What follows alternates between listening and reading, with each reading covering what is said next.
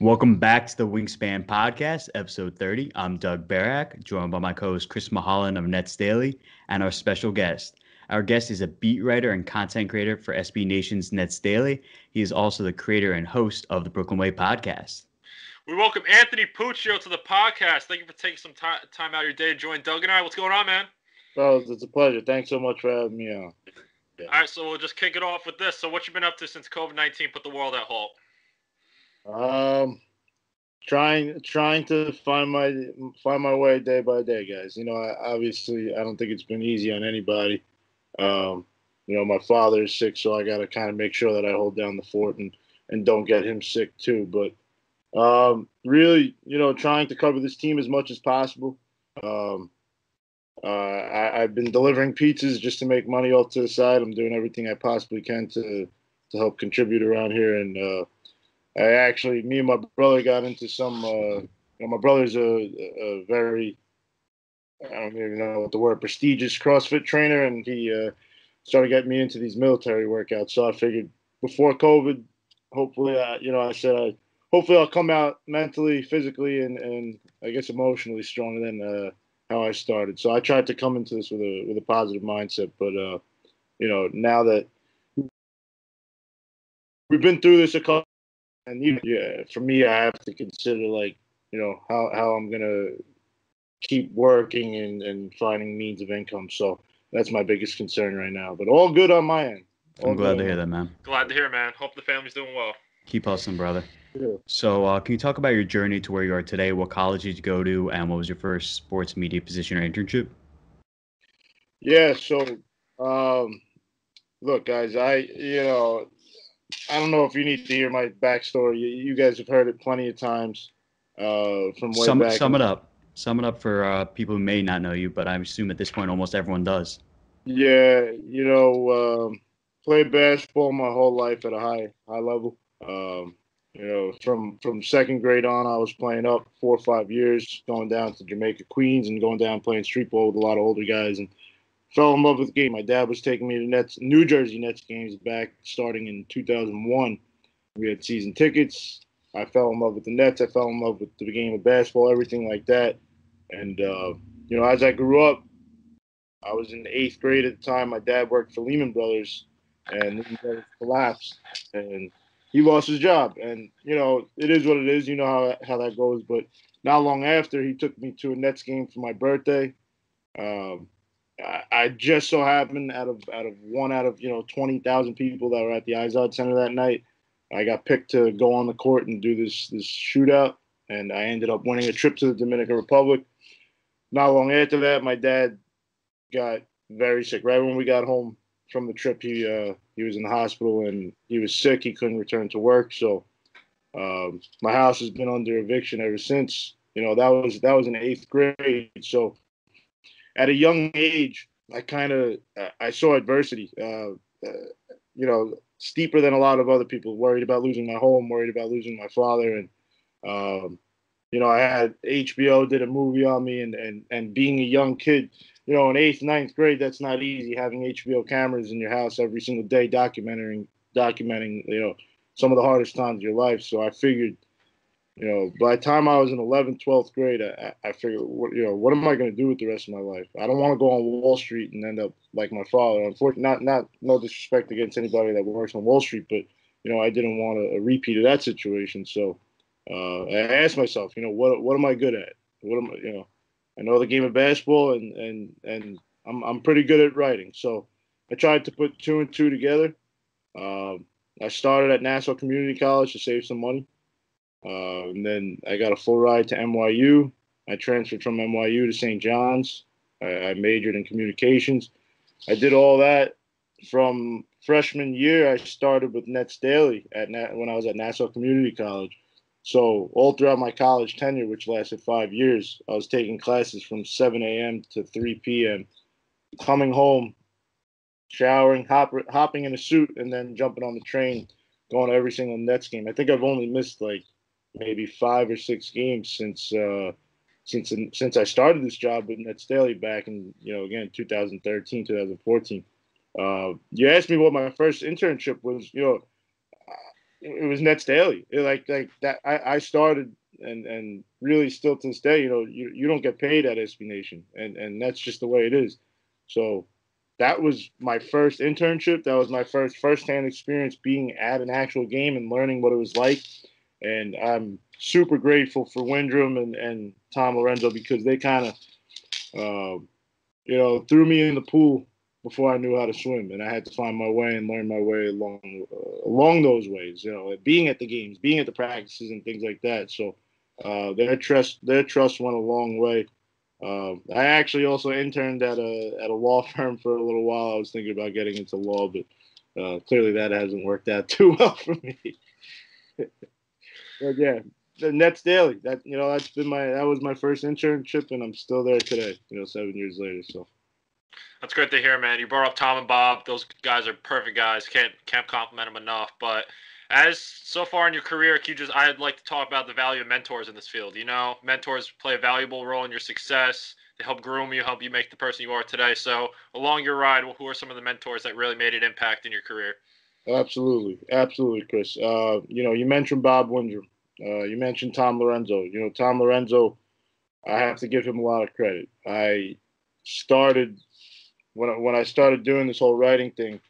I was in, again, 11th, 12th grade, and really was just an avid reader of NetsDaily and commenter. But sometimes would throw a fan post up, but I never really got my stuff out there. And I sent him a fan post one day, and I said, "Hey, I'm thinking about getting into writing and journalism. Can you give me some tips?" And yada yada yada.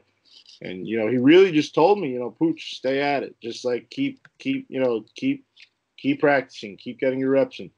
So I took his advice, and again, I started writing on Microsoft Word and reaching out to other people. Frank Isola was somebody that answered. Stefan Bondi was somebody that answered, and they were telling me the same thing: just keep getting practice and keep getting reps in, because you will get better. So I take that advice that Lorenzo gave me, and after a year, he saw me. I was sending him clips from Microsoft Word, and he really appreciated my persistence. And again, like I said, those words stick to me to this day. And as you get older too, you really appreciate those words, and you meet more mentors as well along the way in different ways. Like I felt like being 18, 19 years old at Barclays Center in the press room, I was younger than everybody by at least like 15 years. So I figured, let me use these guys' wisdom. Let me pick everybody's brains. And something that sticks in my head today is Tim Capstraw talking to me every day, and he was talking about getting me on camera, how I could get better on camera and get reps in. And he said, Pooch, just put the phone in front of your face and record yourself.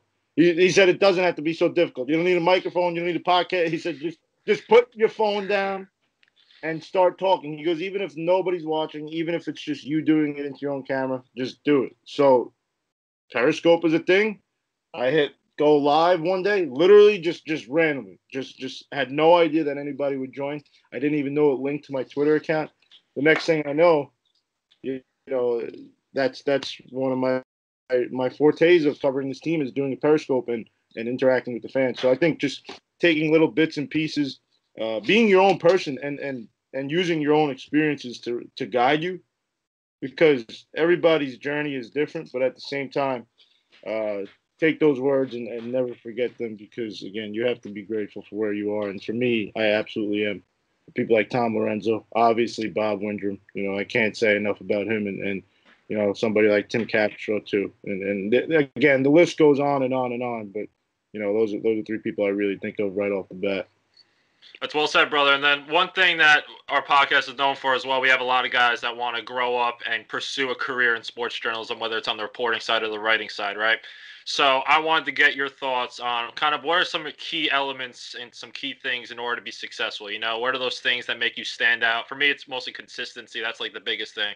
But in your opinion, what are those kind of key elements and key factors in order for you to grow? Yeah. I think you said consistency, which is obviously the key here. But everybody's journey is different. And I think you have to recognize that in today's sports media landscape, you can't be one-dimensional. You can't just be a writer. You have to be able to write and go on camera, or write and do social media, or all the above. So my advice would be to stay as versatile as possible, be a Swiss Army knife type of person, and find your niche. Learn how to do all those things and be able to do all those things, but find what you're good at. Are you good at interacting with the fans? Is your bread and butter writing? Is it going on a Periscope and talking to the fans while giving insight on a podcast type of platform? So I think, again, staying as versatile as possible, be that Swiss Army knife, but again, find those one or two things that you're really good at and key in on those. The other areas, you could fix on yourself on your own time.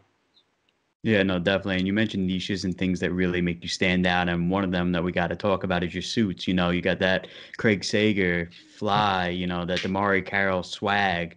Yeah, I like so talk about it. Damari Carroll swag. A little more, but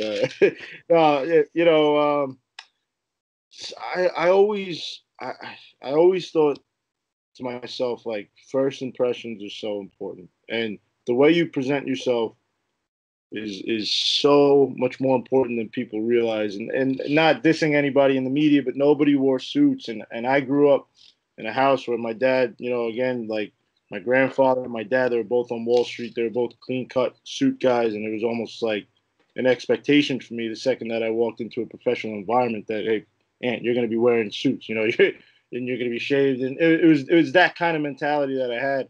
I also have to give credit to my mom. She also helped me over the years dig out some of these great funky suits that you guys do see. But I think overall, it's just, the impression that you give somebody, that line, it's kind of cliche, but, like, they won't remember what you said to them, but they'll remember how you made them feel. And I think, like, part of the suits is part of the energy that I try and bring every single night when I see people, and even just talking with you guys when I see you guys, and it's so much more than just a wardrobe. It represents just who I am, and again, the type of energy and vibe that I'm trying to give off, the impression that I want to show.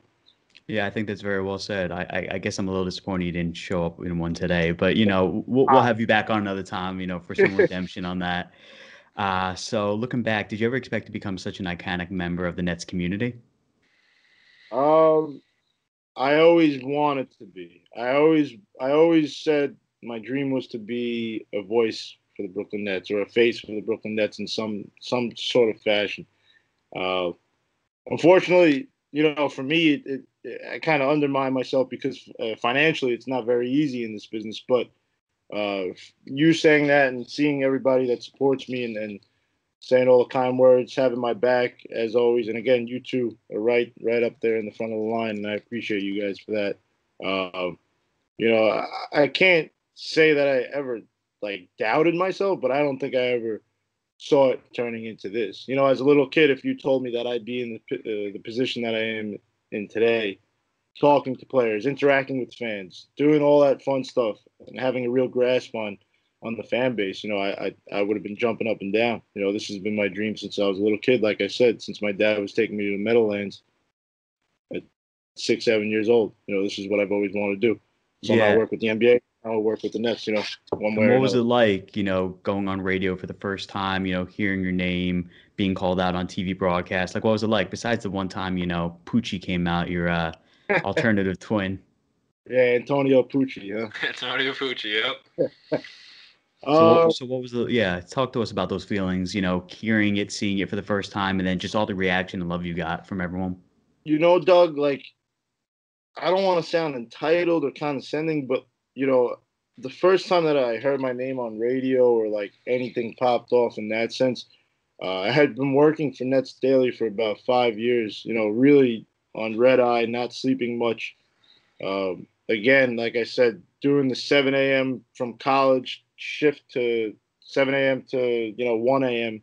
at Barclays Center, and then rinse, repeat, recycle, do the same thing the next day or the day after. I was tired, and I am tired, and to hear my name on those radio stations, on TV, it kind of felt like, I was seeing some of the fruits of my labor. I never felt like, I should jump up and down or anything like that. I kind of felt like I belong here.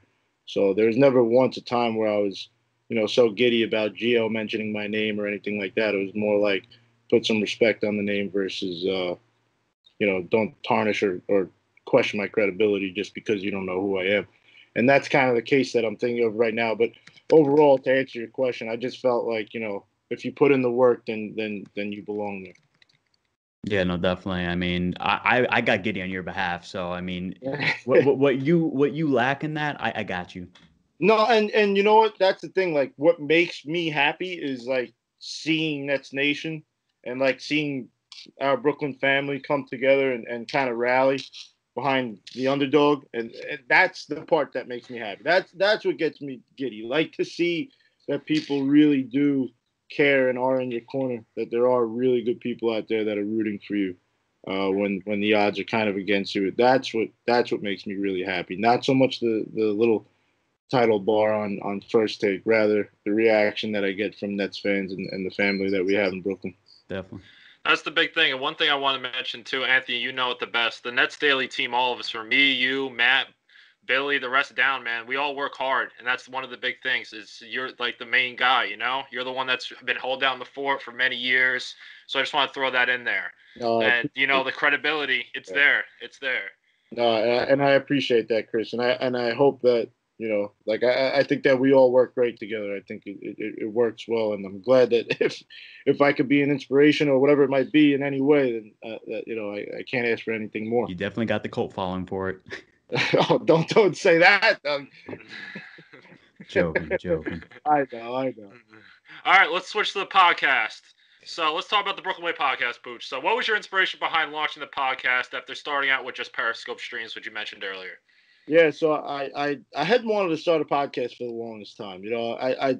I was thinking for years, especially when I started the Periscopes. But I kind of wanted to learn the craft a little bit more before I just jumped right into it. I wanted to try and ensure that the name was right, the marketing behind it was cool. That I would have opportunities to have players on after building relationships and things like that. So I really felt like it was something I didn't want to rush. So with that being said, I didn't rush it.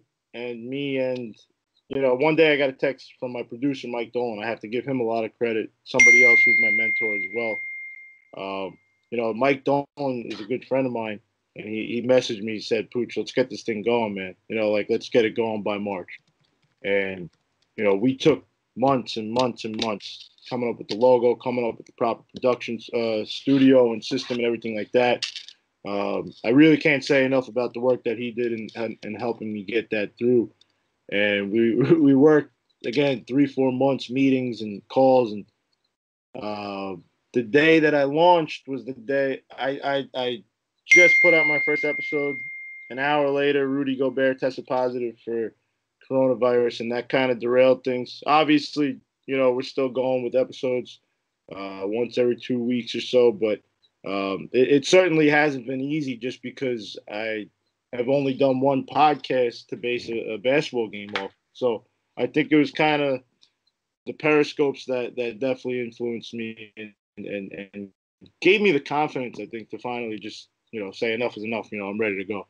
But it was really just about being prepared and not just unlike my writing and how I got into this thing, trying to learn how to swim a little bit before I jumped into the waters. And then, Pooch, first off, the merch, it's fire. My man. That's it. I got to throw that in there. It's fire. I appreciate that. But I know it's early. I know you've only recorded handfuls of episodes so far, but what has been your most memorable episode up to this point? I try and take it outside of just basketball. It is obviously a Nets podcast. It is obviously a basketball podcast. But I think the thing that I pride myself in with Periscopes, with my writing, with everything, and just even in life is just telling an individual story, whether it be off the court, whether it be a player's mental health or something like that, and things along those lines. So I look back at my podcast and I think there's two that really stick out to me. One where I had a Barclays Center usher who was getting paid per hour as an usher at Barclays Center, and this was right as coronavirus hit. So him living in a not the best neighborhood in Brooklyn, not making the most money. Having him come on the show and explain to me how tough and difficult it is for people that do get paid per hour, and I can empathize with him. Hearing that side of it, kind of the paranoia and honestly just being scared of the uncertain times ahead. Hearing that perspective from somebody that I work with and respect a lot. I had somebody else on the show, Fahad, who that was a story about his house went on fire, and the only thing that lasted was the Kyrie Irving jersey. So, like I said, I know they're kind of sad stories and things like that, but I try to give a platform to people that don't really have one, and they could tell their story, and really both very, very inspirational stories, and I appreciate them for coming on. Those are definitely the most special for me by far. I love it. And then I've listened to a lot of them. You know that. I got the merch here. So, guys, I can't plug it enough, man. You guys got to give it a listen, the Brooklyn Way podcast. But, Puccio, I got one follow-up for you as well. This is me and Doug's first time doing video for this podcast. Will there be video on your podcast? Maybe. I've incorporated a Periscope into one of my podcasts. I tried doing that, which was pretty cool. Like doing a live Periscope while I'm doing a podcast, getting some fans' questions and things like that. But I don't know, guys. I think this is a good thing for the Wingspan podcast. But I don't think people really want to see my face on camera. Oh, here we Nah, just the suits. We're gonna have to. Yeah, we just want the suit. If I'm going on camera, I might as well, put my mask on and say that. One of these days, you got to get the Brooklyn Way inside one of the suits on the jacket. Yeah. So right on the inside, like D-Wade was walking up. Exactly. So we're going to switch gears a little bit into the NBA bubble. So what are your thoughts on the NBA's revived season thus far? What have you liked and disliked? I mean, in terms of the way they've managed and handled things, I have a story coming out with actually the DJ who is down in the bubble, the music coordinator, and that's DJ MIL, who is Brooklyn's DJ. Yeah. So, just talking to people and seeing how things have gone, that, I was super pessimistic coming into this thing just because, how could you not be? With everything going on between the social justice fight and coronavirus, the spike cases in Florida when they were going down there, had lost very, very dear friends and family close to me because of the virus. And, I was very pessimistic going into this. The NBA has done a fantastic job on every single level, whether it be the entertainment part of it, keeping guys safe. Once again, 0 players have tested positive. I think that came out yesterday. And it's been over a month, I believe, since anybody has tested positive. Guys have stayed disciplined, and it's nice to see that they've kind of come together as a whole, the NBA as an organization, but also as a brotherhood. To kind of understand, we have to look out for one another here in each of our families. So we're not going to leave the bubble. We're not going to mess this up for one another. So the discipline there, seeing how that they've made such an emphasis on the Black Lives Matter movement has been so important to me. I think, we didn't want to stray away and use basketball as a distraction, but rather a key focal point to bring attention to this and again, figure out these issues that we have in this country. So I think the NBA is a model sport for all the other 4 sports and how things should be done. Adam Silver has done such a phenomenal job. You could question whether it's ethically or morally correct that they get all these tests and things like that. But otherwise, if we're just talking straight business and how they've handled things, I think, again, the NBA shows why they are the best league in the country. Yeah, and it looks like they're going to be funding some tests for outside the NBA, so Right. That's good on them. Right. And so what are some other things that you've liked and enjoyed thus far? Like Chris and I always like bringing up like Matisse Thybulle and all the other content creators like Taylor Rooks and JaVale McGee. So what kind of things have really stood out to you content-wise, whether it's the NBA media or the players themselves? I like that, I think it's cool that the players themselves are kind of being a little more active. They're showing their perspective, like a first-hand perspective that nobody really gets to see. You kind of get to learn about the player and the human, the human behind that player. So I've liked that. I can't really think of anything crazy, Doug. I got to be quite honest with you, just because it's obviously not easy for anybody to create content right now. So for me, it's really been, of course, I'm following the Malik Andrews and the Taylor Rooks of the world, and appreciating their content for sure. But hearing Garrett Temple tell us firsthand that they saw the Houston Rockets before their Milwaukee Bucks game, and they helped them strategize against the Bucks because they were sitting at the pool together. Like, that's the content that I need, baby. That's the content I crave. And to hear it from a player firsthand, that's a great story. So that's what I've enjoyed most, is the players being hands-on and really making the most, I think, out of this whole situation. Yeah, no, definitely. So if you were in the bubble, what would it take for you to break quarantine?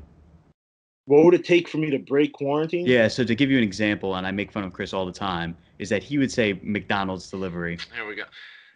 Well, I saw the food the first day, and I was like, "Oh boy." Yeah, but McDonald's is so now I'm not doing that. No way. So what would get me to leave the bubble? Yeah, leave the bubble, or do something stupid enough to screw it up for everyone else potentially. I mean, look, if someone offered me a two-way ticket to Magic City, I wouldn't say no. The wings do look good. They do look good. The wings look great. No, but I don't know. Like I feel like I would have so much fun just in the bubble. Like, I've never been to Disney World. Like I never I've never even been to Florida. So I think just being there would just be enough for me. But I don't know. I'm kind of with Chris here. I think I would be tempted to get some Uber Eats and that's what I'm sneak out of the back door real quick. Just raise the bar from McDonald's. That's all I ask. It'll raise. I know Florida's got some good spots down there that up here they don't, but we'll wait around. We'll wait. Fair enough. Yeah, at least I don't know. But anyways, what are your 5 must-have within the bubble? So you're guaranteed your phone and other hotel amenities, but what are things that you may not have, like whether it's a gaming console, special type of equipment, special mattress, even a souped-up mini fridge with your own groceries? Doug, do I guess I have to say the suits, right? Am I going to the games? Yeah. So this is the thing. Like, do you want to take it from a media perspective? Or do you want to take it from a player's perspective? Use your imagination. What matters most to Pooch that may not actually go with you all the time. Like, I said like a bigger TV, gaming setup, Xbox, PC, a larger mini fridge with groceries and a hot plate so I can cook it. I mean, yeah, the food's good, but I want to be able to control when I eat.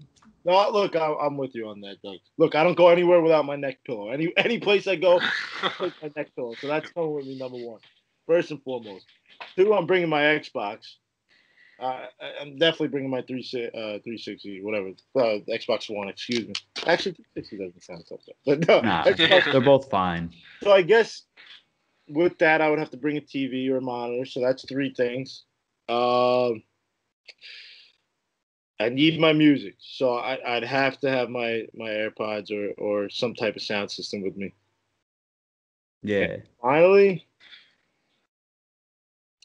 my hair isn't looking too good today, but I think gel. Fair enough. Yeah, because I was like an extra TV, because the hotel TV is nice, but I kind of want something a little bigger if possible, especially if I don't have to do schlepping. But who do you think wins? Oh, yeah. That's right. They have a hotel. So give me a book instead of the TV. Globalization of the NBA, perhaps? Yeah. All right. That's a good read. Get the plug right in. It's a solid one. So who do you think wins the bubble in its entirety?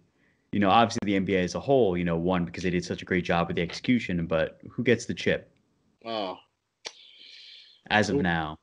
And people call me crazy at the beginning of this, but I really think that the Rockets could win the whole thing. I think if there's a time for the Rockets to do it, and their window is shutting, in my opinion, just because they've been making so many moves, doing everything they possibly can to get a championship under their belt. I think it's between them and the Raptors. I really haven't liked what I've seen from the Lakers. Oh no. I think I could give you the normal perspective and analysis. I think the Clippers really, if I had to say, the Clippers probably would win it, but to be a little, on the hot take end, I'm gonna say the Rockets. Let's have fun with this. So if they do win, we could refer back to this. I would be crazy, small ball in its prime. I mean, I still want the Bucks. I have, that Brook Lopez and now Robin Lopez connection. They've been fun, but they haven't been the same since the restart. And then the Clippers, their chemistry's off, but they have the depth. So I would like to think they get it together.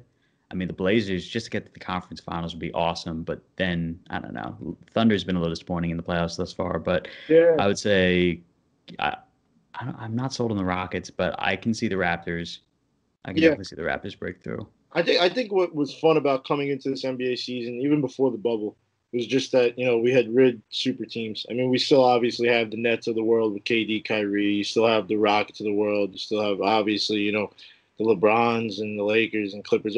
But the fact that there was no set in stone winner, right? Like, it was kind of like the Warriors are going to win this year. Prior to that, it was like Miami is going to win.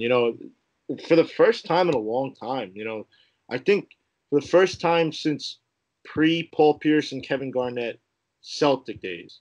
So 08, am I talking? Maybe 07? We haven't really seen the NBA with so much parity, and it's been so refreshing to see that. And with the bubble, it's kind of made everything, a guy sitting out or whatever it might be, no fans, so no energy to feed off, whatever the circumstances may be. The fact that things are so up in the air and that, like the underdog team can win. The Nets can go 5-3 in the bubble, it's been so much fun for me as a basketball purist, that to see that anybody has a chance. And I think, again, like a team like the Rockets or a team like the Raptors or Celtics, like this is their chance to steal one, in my opinion, because I'm looking at the Lakers and I'm saying I don't think they look like a team that's had 4 months off. This is basically like restarting. This is like starting a new season, 4 months off. So I'm very excited to see what happens. And I do hope an underdog comes out. It would be cool to see a new team kind of emerge and rally city.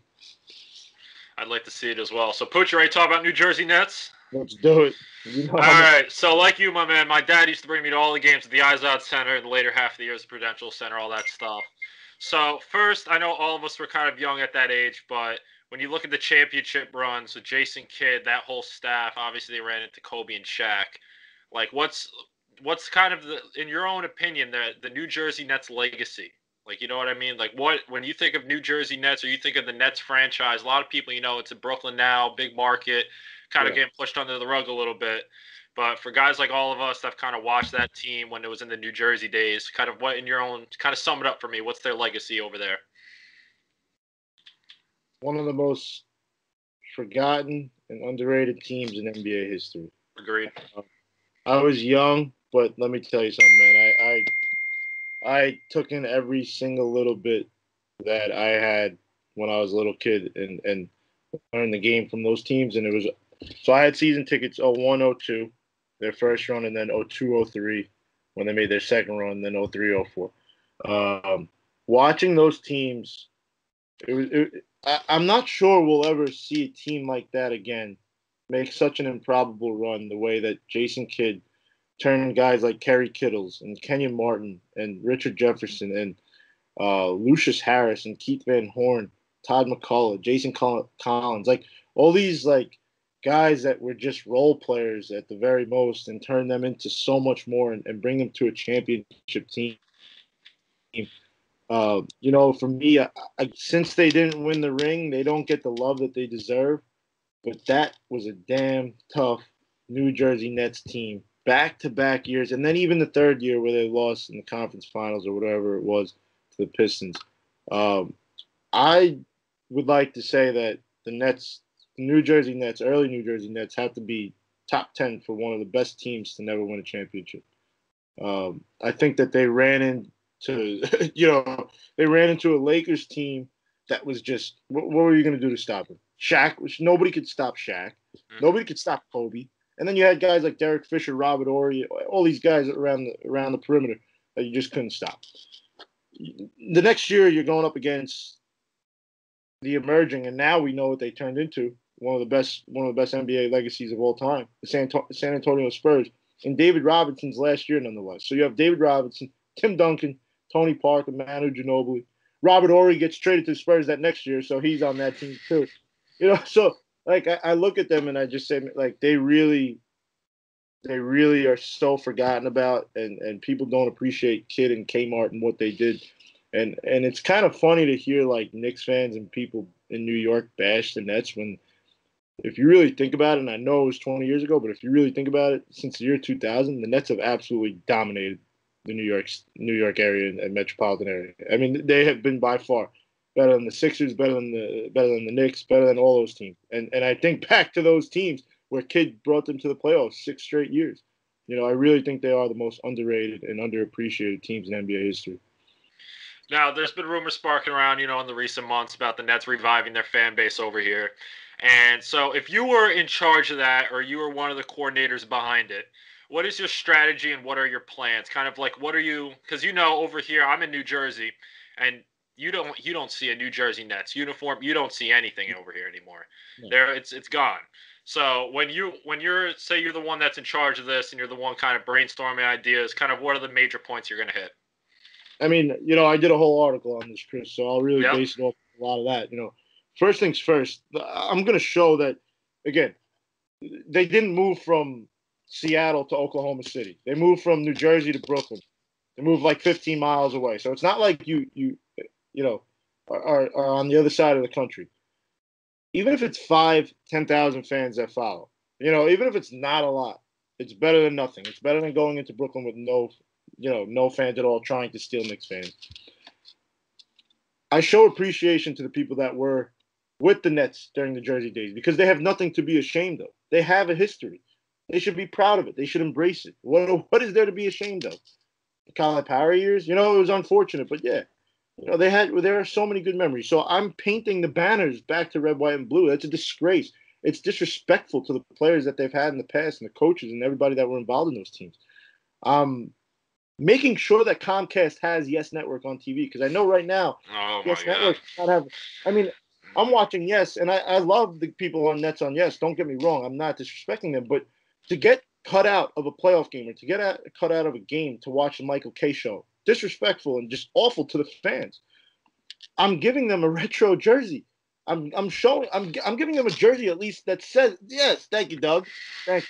I'm giving them a jersey that says Nets on it. I mean, even if you have to give it a little remix into black and white, I'm fine with that. If what Doug just raised up, I'm cool with that jersey. Do something, incorporate Brooklyn into it, but show homage to the past. They do a bar network on their website. In not one bar, they have over 30 listings of bars where you could watch the Nets. Not one listing is in New Jersey. I mean, again, that's just disgraceful and disrespectful to the fans that stayed with you all these years. So I'm changing all of these things. If I'm a CMO, if I'm whoever it is that's sitting in that seat, the new CEO, I'm looking at this Joe Tsai. I'm looking at all the New Jersey roots. I'm looking even back to Long Island. And I'm seeing where can I steal fans from? Where aren't there many basketball fans? In Long Island, I know there aren't many basketball fans. People don't have a team to root for. So my friends all look at me and say, Pooch, you cover the Nets. I'm going to be a Nets fan. Next thing I know, I have 15 people that are diehard Nets fans because they started watching when, Donald Sloan was the starting point guard. Because that's when I started covering the team.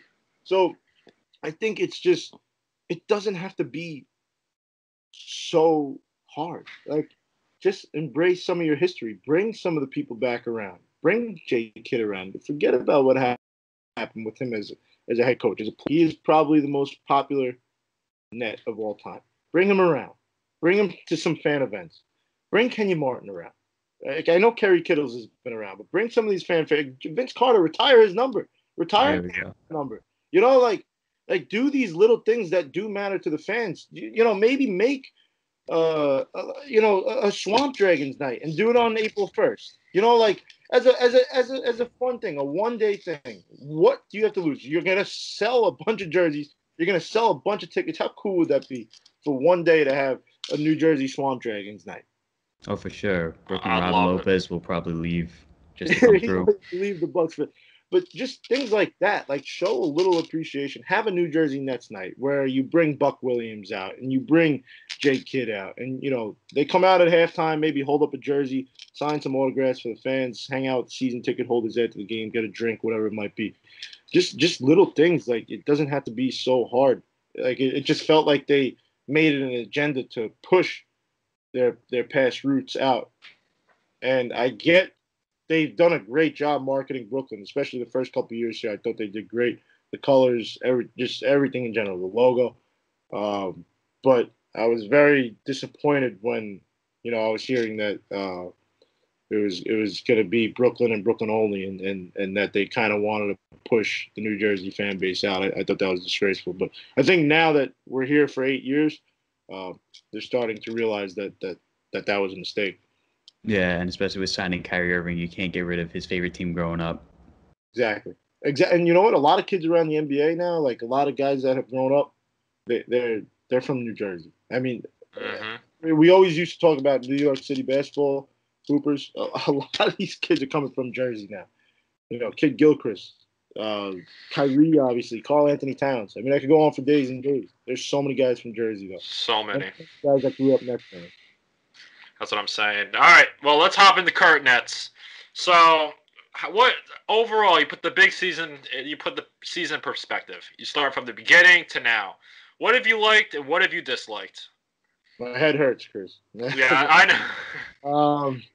Lots of headaches. There's just so many things that have gone on this season that it's hard for me to really say. I dislike, obviously, to make it clear for 100 millionth time, that I dislike that Kenny Atkinson was kind of used as a scapegoat for a lot of their problems that they had this year. I don't think that he deserved that. I thought at the very least he deserved a chance. So when I watch this team and I've seen them throughout the year, no Kevin Durant, Kyrie Irving only played 20 games.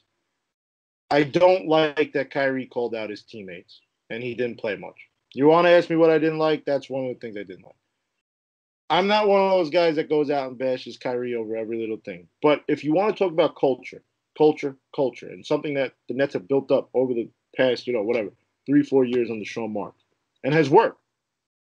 I don't like that things are changing in the sense that I understand the superstar culture, but I don't like that, you speak out against your own players. I don't like that the new players had a big role to getting the head coach that got them here in this position, how they got him fired. I don't like that there seems to be exterior judgment outside of Sean Marks, whether it be the owners or the players. Because what Sean Marks has done and his judgment the past 4 years now, has been phenomenal. So in terms of culture and what they've shown, I'm afraid that having lost so many Nets personnel, whether it be Will Weaver, Gianluca Pascucci, Pablo Prigioni, assistant coaches, personnel, I'm afraid that what makes a culture are the people inside of it. So when you replace it with new people, new players, a culture is at risk, and you do lose a coach like Kenny Atkinson, and we'll see what happens with Jacques Vaughn, but you hope that you don't lose a guy like that because he's clearly been great for the players and the culture as well too. So you asked me what I don't like. I don't like that, again, like they've kind of strayed away from the path, and I understand the difference between the superstar culture and what they had, but they've strayed off the path of what has worked, and they're kind of reverting to issues that they've made in the past that got them into that Billy King Celtic situation to begin with, forcing things, trying to trade for that third star or whatever it might be. So you hope that they stay the path. I hope that they keep the team they have. I hope they keep the coaching staff that they have because, they've done a damn good job, and they deserve, absolutely at the very least, deserve a chance with these guys. What I've liked, I've liked seeing a guy like Jacques Vaughn taking the most out of his opportunity and going down there and showing that the Nets still do have a piece of this blue collar, hardworking, chip on our shoulder identity. Even though they're not going to be the underdog for much longer, to see someone like Jacques Vaughn, seeing someone like Karis LeVert, come out on national television and drop 51 against the Boston Celtics, come into the bubble and have that game against the Blazers on national television where he drops 37, brings it to the buzzer, and show the world that he could be the third star that the Nets already have on their roster and don't need to trade. You love the success stories of Jared Allen, of course, and Joe Harris. How could you not? To see, my point is that to see that the guys that were on last year's team and that have been here since day one carry the torch, and during such an unprecedented time and such a hard season for this organization, to see them carry the torch and actually keep some respect around this Brooklyn Nets name, the core of Joe Harris, Jared Allen, and Karis LeVert. I'll throw Spencer Dinwiddie in there too. To see them hold it down and really carry the morals and values that they had over years past.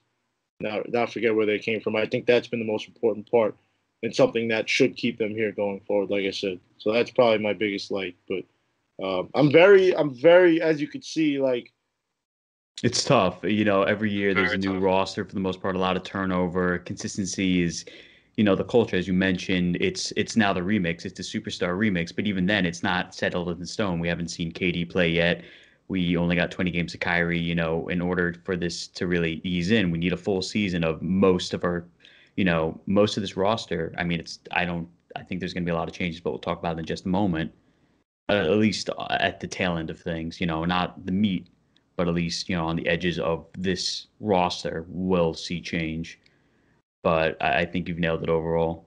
yeah.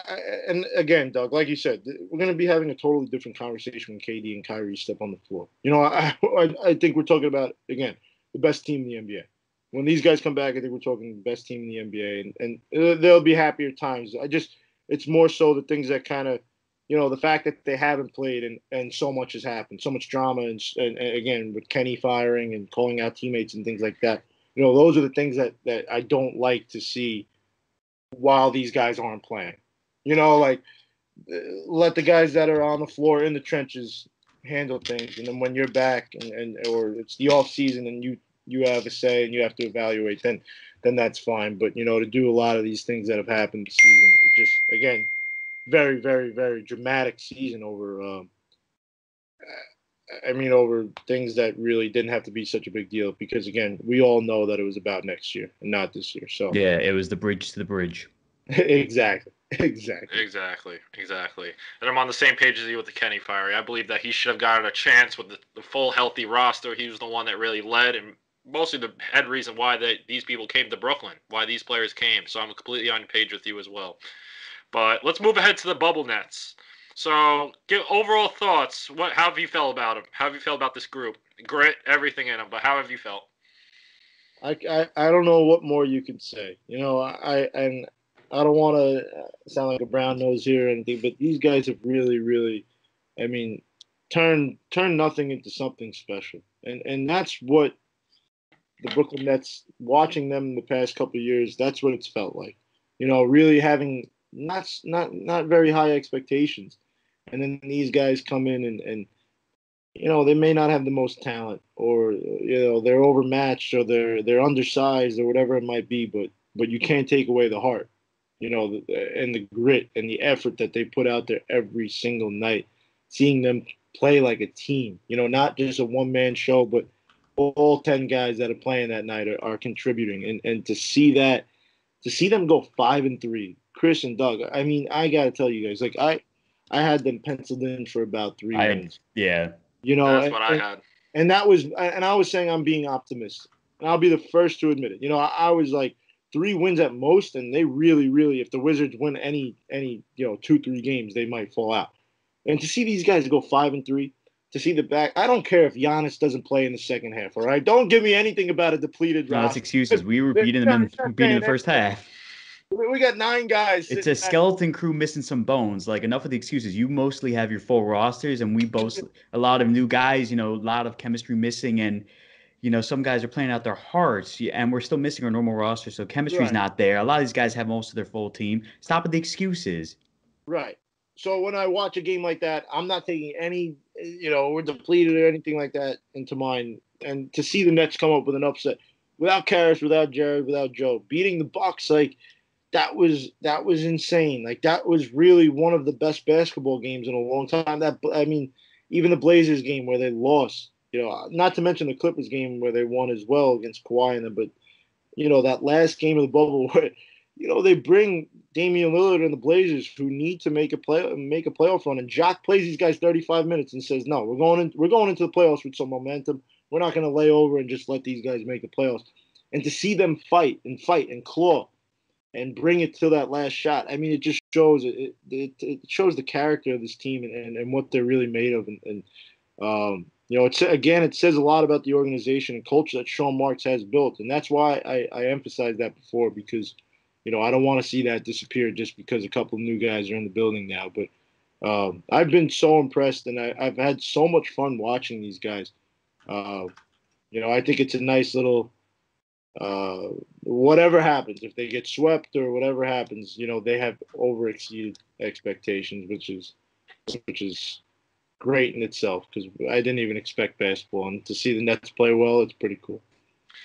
Now, since we're recording, give or take 27 minutes before the tip-off of Game 3, what is your prediction for the rest of this series, Pooch?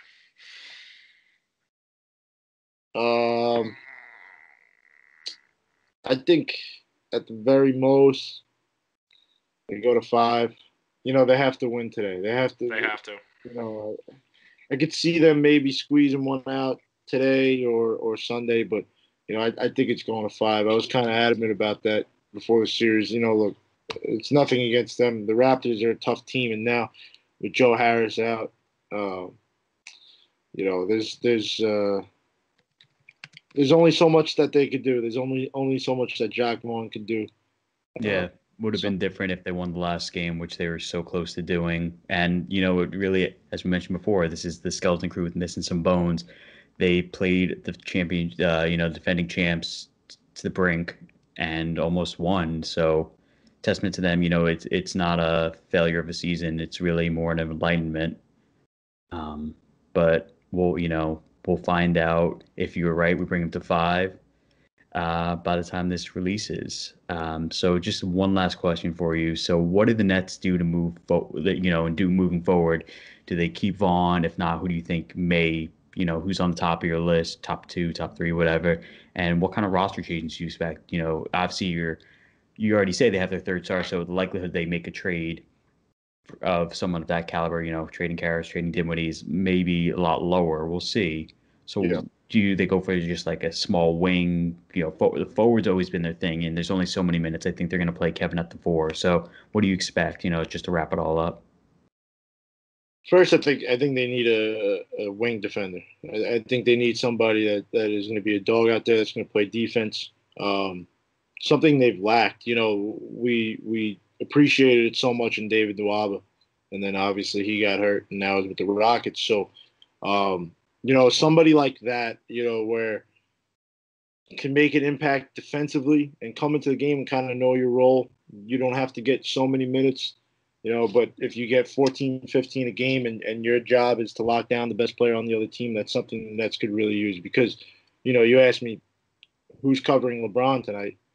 I don't really have a good answer for you. Even when the Nets are healthy, I mean, I guess it would be KD, but I don't really know.